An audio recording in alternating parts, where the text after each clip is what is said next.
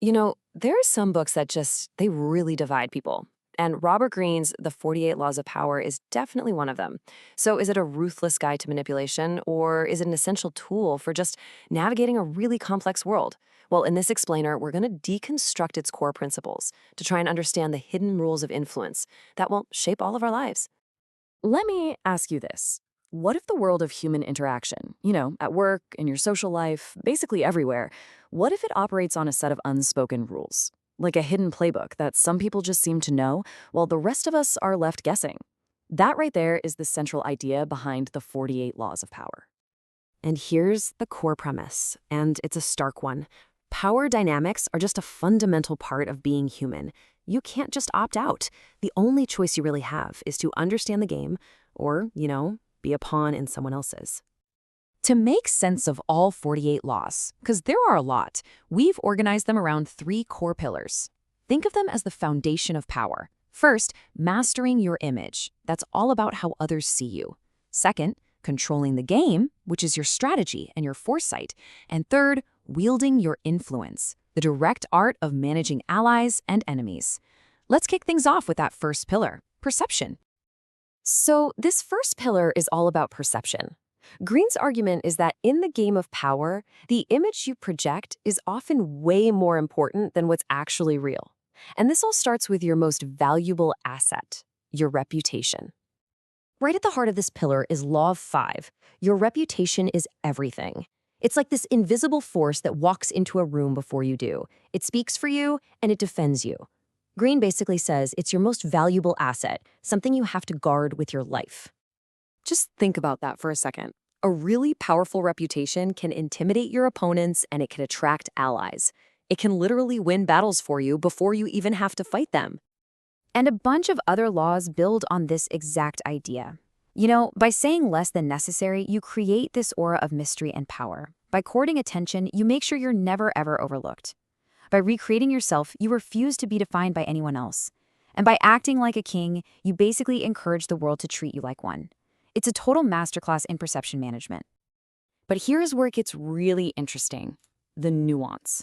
On one hand, you have Law 6 telling you that you must stand out, that you can't ever fade into the background.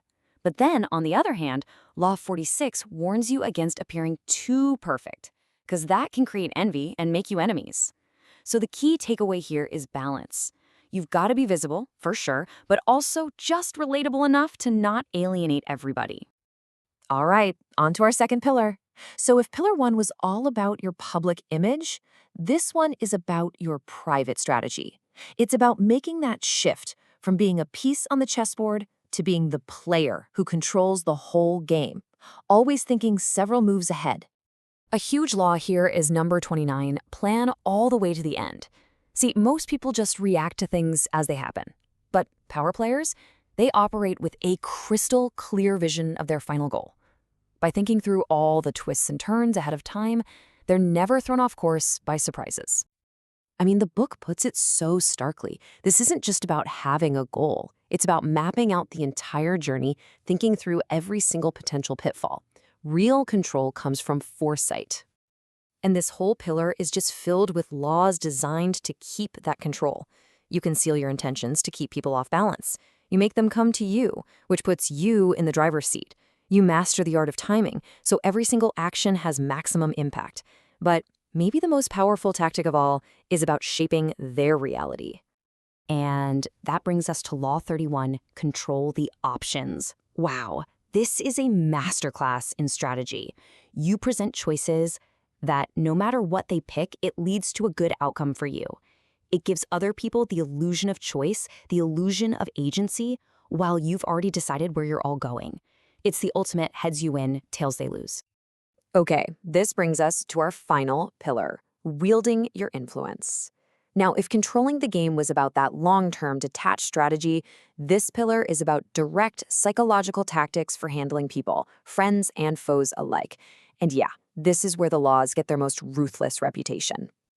And there is no better example of that than Law 15, crush your enemy totally. The logic, from the book's point of view, is just coldly pragmatic. A wounded enemy is only going to recover and then come back for revenge. If you leave, as Green says, a single ember, you risk it flaring up into a wildfire. So the only sure way to neutralize a threat is to remove it entirely.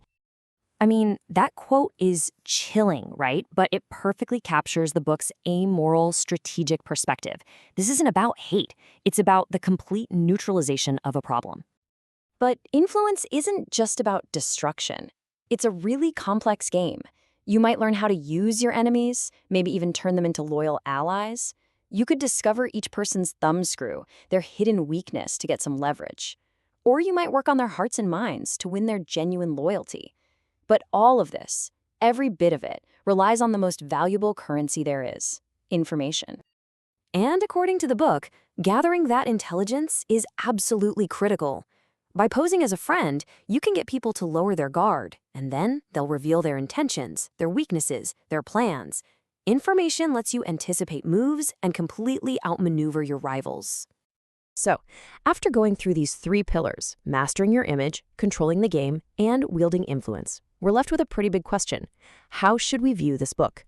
Is it a manual for sociopaths, or is it an essential guide to self-defense? Well, the author's stance has always been that these laws are descriptive, not prescriptive. That means they aren't a moral code of how things should be. They're an unflinching observation of how things are. The goal isn't to make you ruthless. It's to show you how ruthless people operate so you have the tools to recognize and defend against power plays when they're being used on you. Ultimately, the final takeaway from this whole thing is this. These dynamics are always in motion, all around us. Understanding the laws doesn't mean you have to use them for bad things, but ignoring them might mean you become a victim of them. So as you look at the world around you, the only real question the book leaves you with is right here. Are you a player, or are you being played?